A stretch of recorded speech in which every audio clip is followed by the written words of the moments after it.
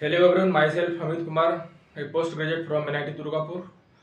हम लोग पिछले लेक्चर तक पूरा आईयूपीएससी नेमिंग देख लेते हैं। अब हम लोग स्टार्ट करेंगे नए टॉपिक्स आइसोमेरिज्म। ठीक है, तो हम लोग पहले कुछ बेसिक बात करेंगे, उसके बाद फिर हम लोग आइसोमेरिज्म पे डिटेल एक एक करके हम लोग टॉपिक्स को आगे बढ़ाएंगे। और ध्यान रखना है कि ये आइसोमेरिज्म हमारे जेई और नीट और एडवांस के लिए हर एक क्वेश्चन में मतलब हर एक तरीके से आपको पूछे जाते हैं। हर एक साल एक क्वेश्चंस आपको मिलेंगे और उससे ज़्यादा हमारा है कि हर एक रिएक्शन में आपको कहीं ना कहीं ये मिल जाएंगे। ठीक है, तो हम लोग स्टार्ट कर रहे हैं isomerism.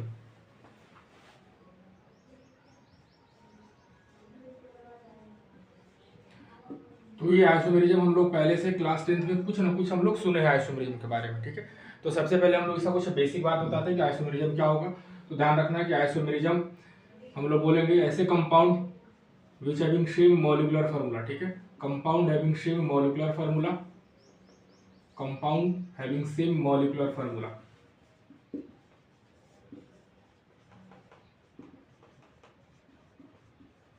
Compound having same molecular formula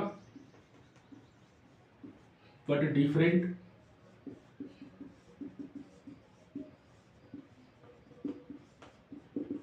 either physical property, but different either physical, chemical or both property should be different। ठीक है,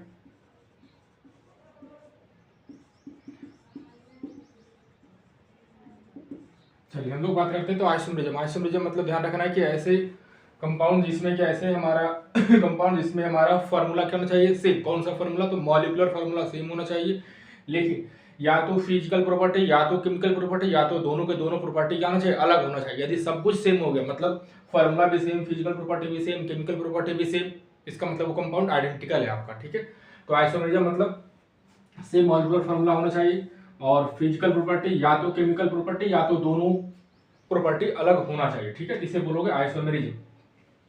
अब देखो, जैसे हम लोग कुछ एग्जांपल से आपको समझाते हैं आइसोमेरिज्म को। जैसे हमने लिखा एक हमारा NH है। ठीक है, ये हमारा हो गया 1 2 3 4 5 6, ये हमारा हो गया NH। ठीक है, ये हमारा हो गया 2 मिथाइल पेंटेन, ये हो गया 2 डाई मिथाइल पेंटेन। ठीक है, ये हो गया हमारा 2 मिथाइल पेंटेन। ध्यान रखना है फॉर्मूला तीनों का सेम है। ठीक है, ये हो गया हमारा 2 di methyl, 2 di methyl butane. ठीक है, तो ये हमारा तीनों का फॉर्मूला होगा कितना? ठीक है, तीनों का फॉर्मूला सेम है हमारा C6H14। तीनों का फॉर्मूला क्या है? सेम है, मॉलिक्यूलर फॉर्मूला तीनों का सेम है। लेकिन यदि बोलोगे तो इसका फिजिकल प्रॉपर्टी मतलब इसका हम लोग अभी एग्जांपल समझाते हैं आपको। फिलहाल इसका बॉइलिंग पॉइंट यदि देखोगे, हम लोग हाइड्रोकार्बन में भी ऐसे पढ़ेंगे बॉइलिंग पॉइंट कंपेयर करने के लिए, लेकिन आपको बता रहे हैं अभी थोड़ा ध्यान रखना है कि बॉइलिंग पॉइंट जो होगा हमारा इनवर्सली प्रोपोर्शनल होते हैं ब्रांचिंग का। ठीक है, यदि मोलर मास सेम होगा तो मोलर मास सबका सेम ही है क्योंकि फॉर्मूला सेम है। तो ब्रांचिंग जो होते हैं मतलब यदि बॉइलिंग पॉइंट का बात करोगे तो इसमें 2 ब्रांचिंग है, तो more the number of branching less the boiling point. ठीक है, तो बॉइलिंग पॉइंट यदि मान लिख रहे हैं A, B और C का, तो A का बॉइलिंग पॉइंट ज्यादा होगा किससे? B से। B का बॉइलिंग पॉइंट ज्यादा होगा किससे? C से। किसका ऑर्डर लिख रहे हैं हम लोग? बॉइलिंग पॉइंट का। ठीक है, तो अभी हम लोग सिंपल बता दिए आपको कि बॉइलिंग पॉइंट हम ही बता रहे हैं, आप बाद बाकी आपको अरेंज करने के लिए सीखना। हाइड्रोकार्बन जब पढ़ेंगे तो वहां पे फिजिकल प्रॉपर्टी में हम लोग यहाँ आपको सिखाया जाएगा।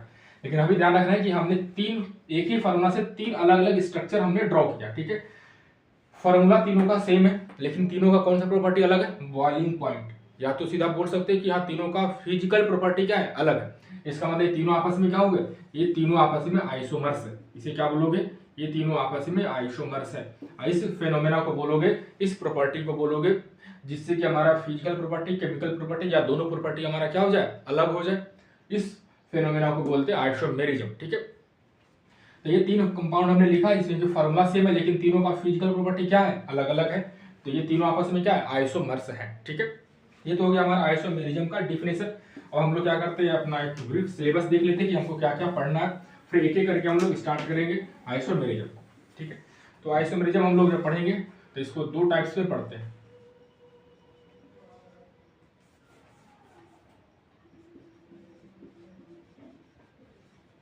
ठीक है। तो आइसोमेरिज्म जब हम लोग पढ़ेंगे तो इसको दो तरीका से, पहले हम लोग क्या करते हैं, पूरा सिलेबस आपको लिखकर बता दे रहे कि क्या क्या हमारे सिलेबस में पढ़ना है। तो आइसोमेरिज्म हम लोग दो टाइप्स में पढ़ेंगे। पहला हम लोग पढ़ेंगे स्ट्रक्चरल आइसोमर्स, ठीक है। पहला हम लोग पढ़ेंगे स्ट्रक्चरल आइसोमेरिज्म, दूसरा हम लोग पढ़ेंगे स्टीरियो आइसोमेरिज्म, दूसरा हम लोग देखेंगे स्टीरियो आइसोमेरिज्म, ठीक है। स्टीरियो आइसोमर्स में भी हम लोग दो टाइप से पढ़ेंगे, एक हमारा कॉन्फिगरेशनल, एक हमारा हो जाएंगे कॉन्फिगरेशनल, एक हमारा होगा कॉन्फर्मेशनल, ठीक है। जब हम लोग टॉपिक्स पढ़ेंगे तो दोनों का डिटेल एनालिसिस करेंगे हम लोग। कॉन्फर्मेशनल स्ट्रक्चरल आइसोमर्स में भी हम लोग 5-6 टाइप्स में पढ़ेंगे। पहला हम लोग डिस्कस करेंगे चेन आइसोमेरिज्म, दूसरा हम लोग पढ़ेंगे पोजिशनल आइसोमेरिज्म, तीसरा हम लोग पढ़ेंगे फंक्शनल आइसोमेरिज्म, लास्ट हम लोग पढ़ेंगे मेटामेरिज्म,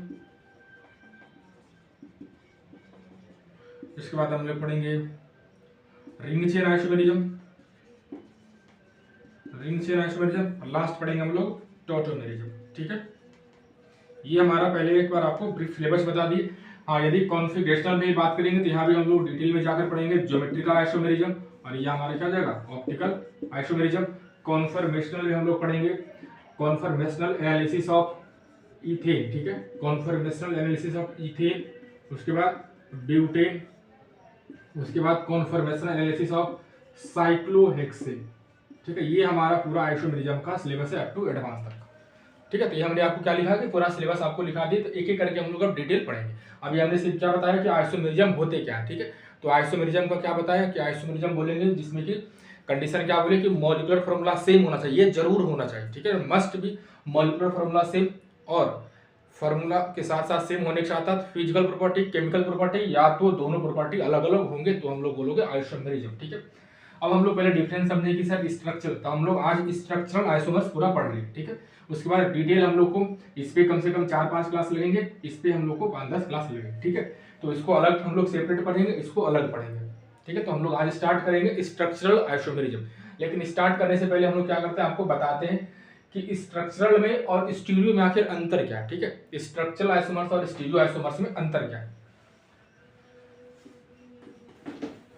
तो ये आपका सिलेबस है, एक बार आपको इसको देख लेना है ताकि हम लोग को आइडिया रहे कि हम लोग कैसे कैसे सिलेबस को आगे लेकर चलेंगे। तो सबसे पहले हम लोग समझते हैं कि स्ट्रक्चरल आइसोमर्स हमारा क्या होते हैं, क्या डिफरेंस होते हैं स्ट्रक्चरल में पहले और स्टीरियो में, ठीक है। तो हम बता रहे हैं आपको स्ट्रक्चरल आइसोमेरिज्म, ठीक है। अच्छा, जब हम लोग आइसोमेरिज्म पढ़ रहे हैं तो मॉलिक्यूलर फार्मूला तो सेम होना ही चाहिए, ठीक है ना। अब इसमें हम लोग बार बार नहीं बात करेंगे, तो होना ही चाहिए, वो तो एकदम नेसेसरी कंडीशन है, आपका मॉलिक्यूलर फार्मूला सेम होना चाहिए, ठीक है। अब बात करें कि स्ट्रक्चरल फार्मूला क्या बोलोगे, ठीक है।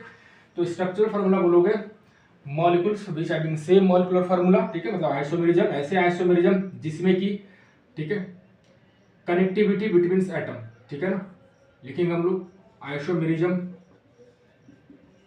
एराइजेज, ठीक है ना, isomerism arises due to different connectivity, due to different connectivity,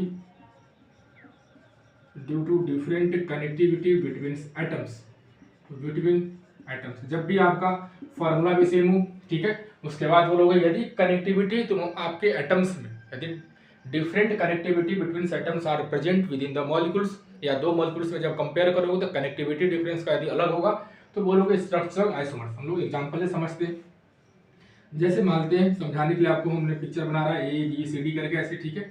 ये मान लेते A B C और D, फिर हमने इसी चीज को ऐसे दिखा रहे हैं, मान ली एक बार लिख रहे A C B और D, ठीक है। तो इसमें मॉलिक्यूलर फार्मूला देखो, सारे एटम ABCD है, इसमें भी एटम ABCD है, तो इसका फार्मूला बोलोगे तो ABCD होगा, इसमें भी क्या होगा ABCD, सारे एटम्स प्रेजेंट है, तो फार्मूला तो सेम आएगा।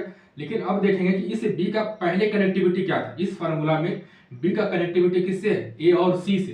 लेकिन अब देखोगे तो इस B का कनेक्टिविटी क्या है, C और D से।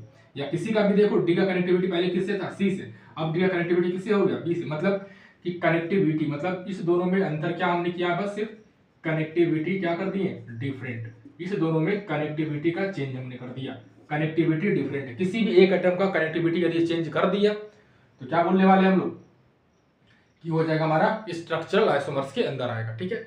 तो स्ट्रक्चरल आइसोमर्स का मतलब हो गया isomerism arises due to different connectivity between atom. जैसे बी का कनेक्टिविटी पहले क्या था, ए और सी से, लेकिन अब बी का कनेक्टिविटी क्या हो गया, सी और डी से। या किसी का भी एक उठा के देख लीजिए, सबका कनेक्टिविटी क्या हो गया, अलग। तो जहां भी अलग अलग कनेक्टिविटी का बात होगा तो हम लोग बात करेंगे स्ट्रक्चरल आइसोमरिज्म। हम लोग और भी कुछ एग्जांपल से समझाते, जैसे मान ले हम लोग ये ले रहे, ठीक है, 1 2 3 4 5 कार्बन का चेन है, 1 2 3 4, और हमने ये लिया, ठीक है। हम चेक करें क्या ये दोनों में हमारा कौन सा आइसोमरिज्म होगा। तो देखेंगे इसमें हमारा पहले क्या आया CH3, यहाँ भी क्या CH3, यहाँ तक तो ठीक है, लेकिन इसके बाद क्या आ जाएगा CH2, लेकिन यहाँ भी क्या आ जाएगा CH और CH3, ठीक है। तो यहाँ पे बोलोगे सर कनेक्टिविटी अब चेंज अलग कर दी, यहाँ पे CH, यहाँ पे, अच्छा फार्मूला लेकिन सेम होना चाहिए, ये ध्यान रखना है, फार्मूला सेम होना ही चाहिए, यानी कि यही हमारा गलत है। फार्मूला तो सेम होना ही चाहिए, और फार्मूला सेम होने के बाद कनेक्टिविटी, तो यहाँ पे कनेक्टिविटी किसका है 2H का, लेकिन यहाँ पे कनेक्टिविटी किसका है H और CH3 का। इसका मतलब कनेक्टिविटी दोनों के बीच में क्या हो गया, अलग अलग हो गए। तो ये दोनों आपस में कैसे आइसोमर्स होंगे, ये दोनों आपस में स्ट्रक्चरल आइसोमर्स होंगे, ठीक है। ये हमारा पूरा स्ट्रक्चरल आइसोमर्स का डेफिनेशन। तो हम लोग आज स्टार्ट करेंगे स्ट्रक्चरल आइसोमरिज्म, ठीक है। स्टीरियो आइसोमर्स को हम लोग बाद में डिस्कस करेंगे, ठीक है। यहाँ पे डिस्कस नहीं करते, नहीं तो हो सकता है आपको कंफ्यूजन थोड़ा सा बढ़ जाए। ऐसे थोड़ा सा आइडिया बताते हैं कि स्टीरियो आइसोमर जब भी पढ़ेंगे तो उसमें क्या होगा कि कनेक्टिविटी भी बिटवीन एटम सेम होगा। कनेक्टिविटी भी क्या होगा सेम, जैसे हम लोग कुछ एग्जांपल से आपको समझा देते हैं, सिर्फ आपको ये बताना है कि क्या ये स्ट्रक्चरल होगा या नहीं होगा, ठीक है। जैसे हमने एक एग्जांपल लिया और यहाँ पे लिख रहे हैं Cl, यहाँ पे लिख रहे हैं CH3, यहाँ पे लिख रहे हैं हमने OH, और यहाँ पे लिखा हमने H। आपको चेक करना क्या ये दोनों आपस में स्ट्रक्चरल है या नहीं, बस इतना ही आपको जानना, स्ट्रक्चरल है या नहीं। तो यहाँ पर देखोगे तो यहाँ पे बताओ इस कार्बन से पहले क्या लगा था CH3HClOH, क्या अभी भी वही चीज लगा है या नहीं लगा है। तो बोले हाँ सर लगा, CH3Cl OH और H, मतलब कनेक्टिविटी क्या था, जो पहले लगा था वो अभी भी लगा हुआ इस कार्बन से या कहीं भी देखो, ठीक है। तो कनेक्टिविटी क्या है इस दोनों के बीच में, सेम है, मतलब इस दोनों के बीच में कनेक्टिविटी क्या है, सेम है, सेम कनेक्टिविटी, ठीक है। और जब कनेक्टिविटी हमारा सेम है इसका मतलब ये स्ट्रक्चरल तो नहीं, ये स्ट्रक्चरल तो नहीं। तो ये हमारा क्या हो जाएगा पता, ये हमारा हो जाएगा स्टीरियो आइसोमर्स। तो हम लोग जब भी स्टीरियो आइसोमर्स का बात करेंगे तो यहाँ पे फिर से इसको हम लोग बताएंगे आपको, ठीक है। तो बस इस दोनों में पता है अंतर क्या, इस तरह इस दोनों में अंतर क्या है कि कनेक्टिविटी सेम है लेकिन ओरिएंटेशन सिर्फ एटम्स का अलग अलग है, ठीक है। एटम्स का ओरिएंटेशन क्या अलग अलग है। तो ऐसे आइसोमर्स को बोलोगे हम लोग स्टीरियो आइसोमेरिज्म, ठीक है, स्टीरियो आइसोमेरिज्म। तो हम लोग अभी स्टीरियो का आइसोमेरिज्म का हम लोग बात नहीं करेंगे, पहले हम लोग पूरा स्ट्रक्चरल पढ़ लेते हैं, ठीक है। उसके बाद हम लोग स्टार्ट करेंगे स्टीरियो आइसोमेरिज्म, ठीक है। तो आपको अभी बस सिंपल बताया कि आइसोमेरिज्म क्या है, पूरा एक बार सिलेबस बता दिए, और स्ट्रक्चरल आइसोमर्स क्या होते हो। तो स्ट्रक्चरल आइसोमर्स में हम लोग सबसे पहले स्टार्ट करेंगे आज चेन आइसोमेरिज्म, ठीक है। हम लोग स्टार्ट करेंगे चेन आइसोमेरिज्म।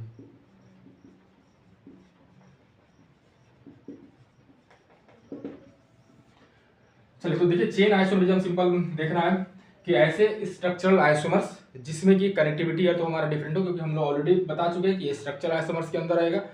तो structural isomers arises due to change in the carbon length, carbon longest length को चेंज कर देना, ठीक है, while maintaining the functional group and position of the functional group, ठीक है, उसे बोलोगे चेन आइसोमेरिज्म, ठीक है। तो चेन आइसोमेरिज्म का मतलब बोलेंगे स्ट्रक्चरल आइसोमेरिज्म, ठीक है। साथ में डेफिनेशन भी लिखते चलेंगे थोड़ा। Structural isomerism arises due to change in the carbon longest या कार्बन लॉन्गेस्ट चेन, ठीक है ना, carbon longest chain while maintaining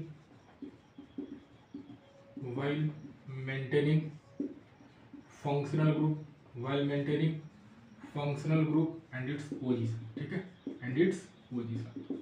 आपको सिर्फ क्या चेंज करना है, कार्बन के लॉन्गेस्ट चेन को, ठीक है, उसको आपको चेंज कर देना है, उसे बोलोगे चेन आइसोमेरिज्म। जैसे देखते हैं हम लोग, एक हम लोग बना रहे हैं एन हेक्सेन, 1 2 3 4 5 6, ठीक है, इसे बोलोगे एन हेक्सेन। इसमें कार्बन का लॉन्गेस्ट चेन कितना का है, 6 का, 1 2 3 4 5 6, ये हमारा मेन चेन हो गया, ठीक है।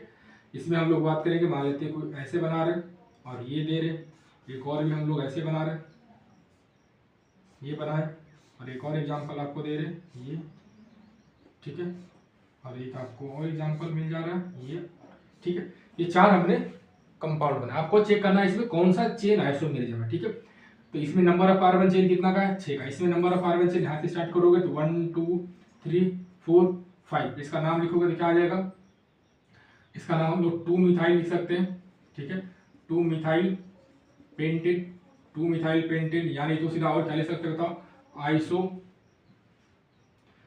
हेक्सेन, ठीक है, आइसो हेक्सेन, ये भी लिख सकते हैं।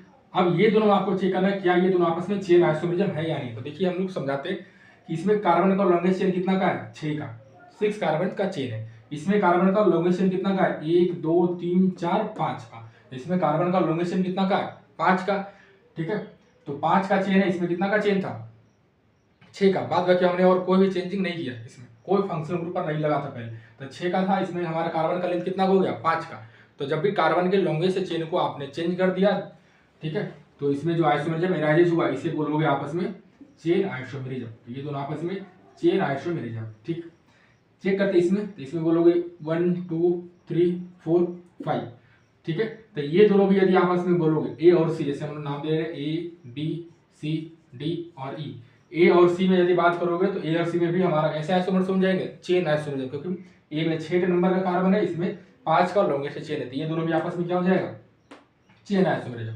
लेकिन यदि बात करोगे बी और सी में, तो बी और सी में हमारा क्या बोलोगे, ये भी 5 का चेन है, ये भी हमारा 5 का चेन है। तो कार्बन के लॉन्गेस्ट चेन को आपने चेंज नहीं किया, सिर्फ क्या बदल दिया है, अल्काइल ग्रुप का पोजीशन, ठीक है। तो ये चेन आइसोमर्स नहीं होंगे। मतलब कौन कौन सा नहीं होगा, तो यदि हम लोग बोलेंगे तो बी और सी, ठीक है ना, बी और सी क्या होंगे आपस में, चेन आइसोमर्स नहीं होंगे, ठीक है ना, ये चेन आइसोमर्स नहीं होगा। आइसोमर्स कौन कौन होगा, ए और बी आपस में चेन आइसोमर्स, हाँ ए और बी आपस में चेन होंगे। फिर बोलोगे ए और सी, तो ए और सी भी आपस में क्या होंगे, चेन आइसोमर्स होंगे। और देख लेते हैं, फिर बोलेंगे हम लोग 1 2 3 4, तो ये हमारा कितना नंबर कार्बन का चेन है, 4 का। तो फिर ये कितना का है, 6 का, तो इसके साथ हो सकता है। फिर ये 5 का चेन, इसके साथ भी हो सकता है, ये इसके साथ भी चेन का है। तो बोल सकते हो कि सर सी या डी भी हमारा क्या हो सकता है, चेन आइसोमर्स बन सकता है, ठीक है। फिर बोल सकते हो ए और डी भी क्या हो सकता है, चेन आइसोमर्स हो सकता है, मतलब कि चेन आइसोमर्स है। लेकिन फिर से बोलोगे डी और ई का, तो इसका नाम क्या लिखोगे, 1 2 3 4, ये भी 4 का चेन, ये भी 4 का चेन, ये 5 का, ये 5 का, ये 6 का। तो ये दोनों तो आपस में क्या हो जाएंगे, चेन नहीं होंगे, ठीक है ना, ये दोनों आपस में चेन आइसोमर्स नहीं होंगे। अच्छा, इसको आपको ऊपर लिख कर दिखा देते हैं, ठीक है, क्योंकि आपको शायद नहीं दिख रहा है। तो ये आपका हो जाएगा ये, ठीक है। ये हमने कंपाउंड लिखा था। ये कितना का चेन है, 1 2 3 4, तो ये 4 कार्बन का चेन है, ठीक है, ये 4 कार्बन का चेन है।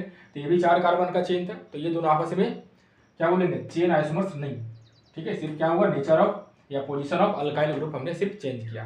तो चेन हमारा आइसोमर्स, बस कार्बन के लॉन्गेस्ट चेन को जो चेंज कर दीजिएगा, उससे जो आइसोमेरिज्म एराइज होगा उसे बोलोगे चेन आइसोमेरिज्म, ठीक है। तो ये हमारा डिफिनेशन है। इसमें कुछ क्वेश्चन हम आपको करने के लिए देते हैं, वो आपको करना है, ठीक है। तो आपका और भी प्रैक्टिस हो जाए।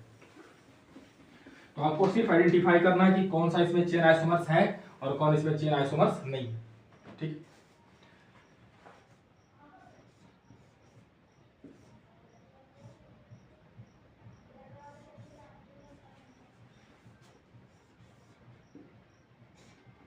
ठीक है, क्या ये तीनों आपस में चेन आइसोमर्स है या नहीं, ये आपको चेक करना, ठीक है। ये तीनों आपस में हम कुछ क्वेश्चंस लिखते हैं ताकि आपका प्रैक्टिस हो जाए।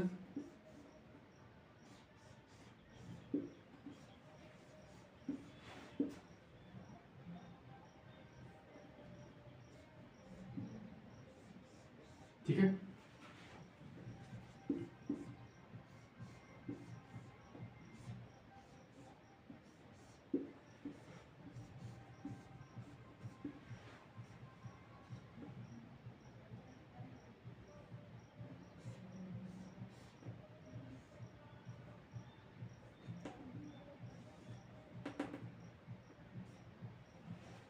ठीक है। चलिए, तो हम लोग ये 3 क्वेश्चन लिखे, तीनों में आपको क्या करना है, आइडेंटिफाई करना है चेन आइसोमर्स कौन इसमें है या नहीं है, ठीक है। तो चेन आइसोमर्स का तो हमारा एक ही चीज ध्यान रखना है कि आपके कार्बन के लॉन्गेस्ट चेन को चेंज करना, ठीक है। तो इसमें क्या कार्बन का लॉन्गेस्ट चेन कितना का है, कहीं से भी नंबरिंग करिएगा तो 1 2 3 4 5 का, ठीक है। इसमें नंबरिंग कहीं से करेंगे तो यहाँ से करेंगे हम लोग 1 2 3 4 का, ठीक है। तो इसमें 4 नंबर का मेन चेन है। इसमें बात करोगे तो 1 2 3, तो इसमें 3 मेंबर का चेन है, इसमें हमारा 4 का, इसमें हमारा मेन चेन कितना का है, 5 का। तो तीनों में हमारा क्या हो गया, कार्बन के लॉन्गेस्ट चेन को आपने चेंज कर दिया है। ये तीनों आपस में कैसे आइसोमर्स होंगे, तो ये तीनों आपस में चेन आइसोमेरिज्म होंगे, ठीक है। ये तीनों आपस में क्या होंगे, चेन आइसोमेरिज्म शो करेगा। ठीक है, सिंपल सा क्वेश्चन आते हैं इसके। यहाँ से हम लोग बताइए कौन से कंपाउंड है, ये बाईसाइक्लो कंपाउंड है। बाईसाइक्लो कंपाउंड में आपको बता चुके हैं हम लोग कि कहाँ से नंबरिंग स्टार्ट करते हैं, तो जहाँ पे ब्रिज होगा वहीं पे। तो यहाँ से नंबरिंग करोगे किधर चलते हैं, हमेशा बड़े रिंग में चलते हैं। तो 1 ऐसे अगर दोनों रिंग सेम है तो तुम कहीं भी चलो, तो 1 2 3 4 5 6 7 8। तो कितने का चेन बना हमारा ये मेन चेन, 8 का। इसमें नंबर करोगे तो कहाँ से नंबरिंग करोगे, यहाँ से किधर चलोगे तो बड़े में, 1 2 3 4 5 6 7 8। ठीक है, तो ये दोनों हमारा क्या बोलोगे, हमारा कार्बन का लेंथ हमारा सेम है। कार्बन का लेंथ क्या बोलोगे, सेम ही है। तो इसमें हमारा सिंपल दोनों में क्या बोलोगे, चेन आइसोमर्स तो नहीं, सिंपल चेन आइसोमेरिज्म तो नहीं। ठीक है, चेन आइसोमेरिज्म तो नहीं। लेकिन हम बोलेंगे एक बार आपको नाम लिख के देखिए, दोनों का नाम लिखने के लिए बोलोगे तो क्या लिखोगे, इसका नाम बोलोगे। ठीक है, तो इसका नाम हो जाएगा आपका, क्या बताओ, बाईसाइक्लो। ठीक है, बाईसाइक्लो, फिर स्क्वायर ब्रैकेट आपको लगाना है, नंबर ऑफ कार्बन कितना, 1 2 3। तो क्या बोलोगे, 3 1 2 3, उसके बाद 3 3 0, उसके बाद आपका ऑक्टेट। ठीक है, ये आपका इसका नाम इसमें बोलोगे, यही आपका बाईसाइक्लो स्क्वायर ब्रैकेट, इसमें आपका 3 1 2 3 4। ठीक है, तो ये हो जाएगा 4, ये हो जाएगा आपका 2, ये हो जाएगा 0 और ऑक्टेट। तो ये आपका आइडेंटिकल कंपाउंड भी नहीं है, ये दोनों आपस में आइडेंटिकल भी नहीं है, यानी कि कार्बन का लेंथ सेम, नाम सेम आता है आपको। देखिए इसमें आपका 3 3 0 है, इसमें 4 2 0, ये दोनों आपस में आइडेंटिकल भी नहीं है, चेन आइसोमर्स तो नहीं है। ठीक है, आपको ये चेक करना। ठीक है, इसमें आते हैं, अच्छा ये कौन सा कंपाउंड है, ये स्पाइरो कंपाउंड। तो स्पाइरो कंपाउंड में हम लोग बताए थे कहाँ से नेमिंग स्टार्ट करते हैं, ब्रिज के जस्ट बाहर। और कौन से रिंग में चलना हमेशा, तो छोटे वाले रिंग में चलना। ठीक है ना, छोटे वाले रिंग में, तभी तो दोनों सेम रिंग है।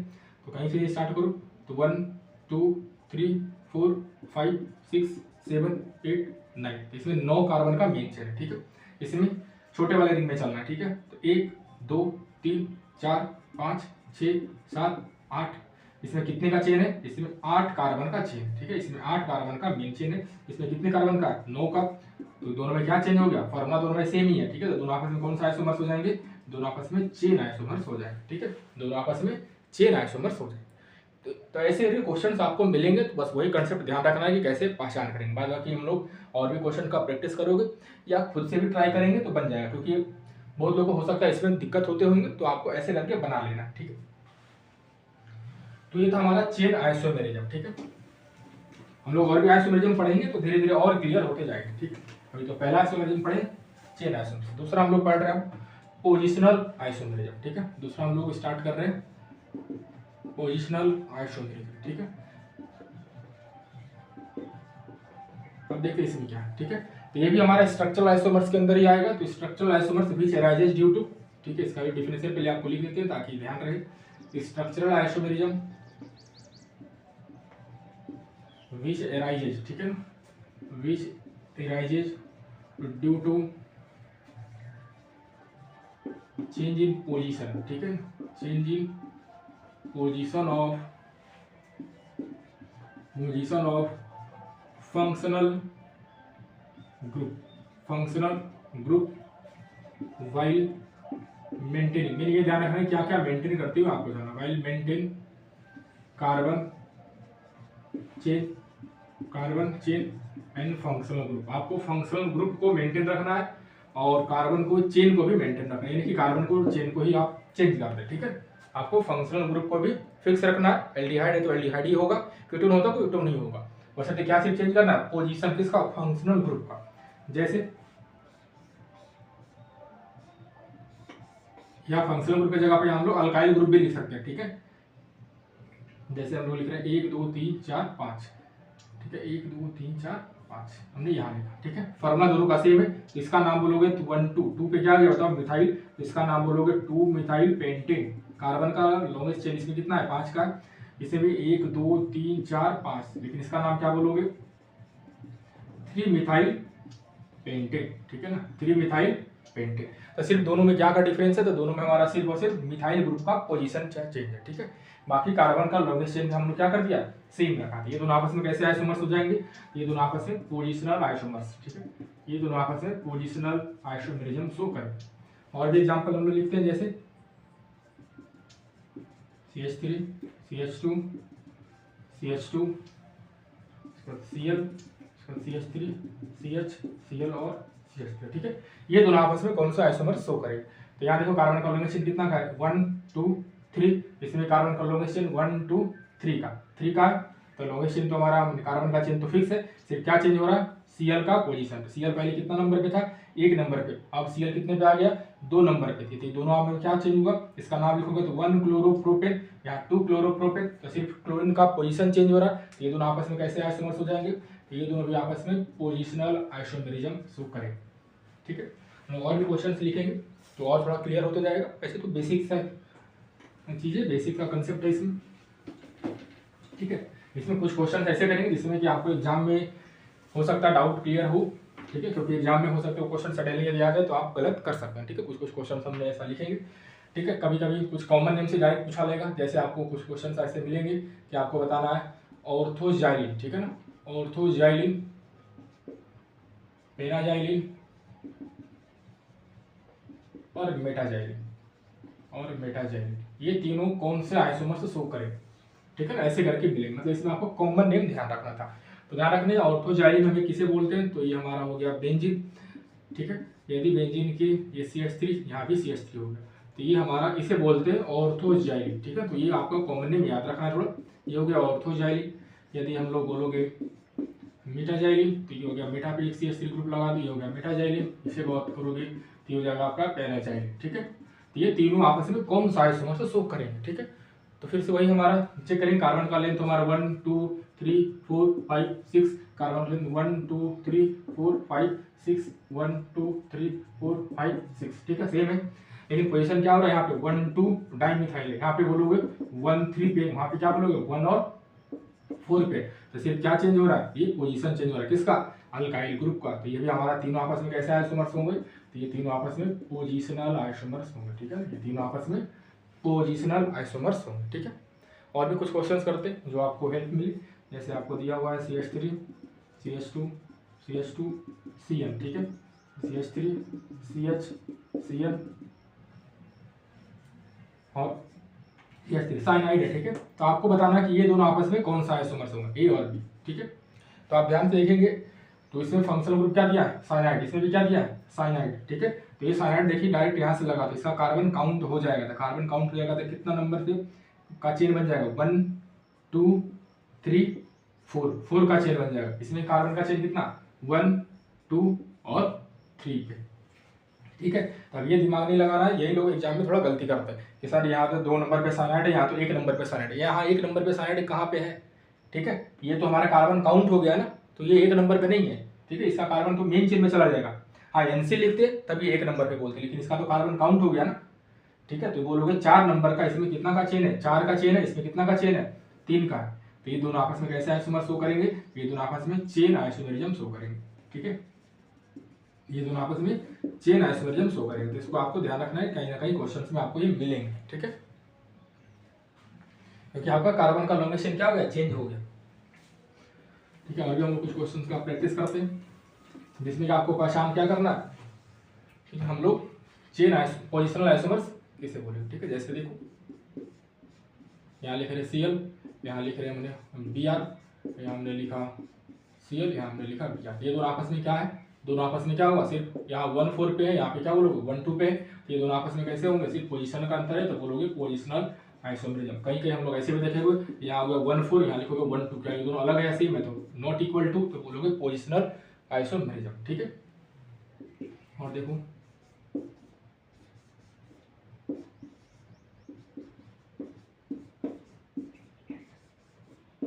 यहाँ Cl, यहाँ Br, ये दोनों भी आपस में कौन सा आइसोमर्स होंगे, सिर्फ किसका अंतर है, सारा कुछ तो सेम है, कार्बन का लॉन्गेस्ट चेन तो सेम है, सिर्फ क्या है Cl Br हो जाएगा कहाँ पे बताओ 2 नंबर पे 2 2 पे, यहाँ बोलोगे 2 और 2 पे है, लेकिन यहाँ क्या बोलोगे, यहाँ से हम लोग नंबरिंग स्टार्ट करेंगे, ठीक है। इधर चलेंगे हम लोग क्योंकि B पहले मिलेंगे, तो हमारा 1 2 3 4 5 6 7 8, यहाँ बोलोगे 2 और 8 पे मिलेंगे। तो ये दोनों में हमारे क्या बोलोगे, सिर्फ किसका अंतर है पोजीशन का, तो इसे बोलोगे पोजिशनल आइसोमेरिज्म, ठीक है।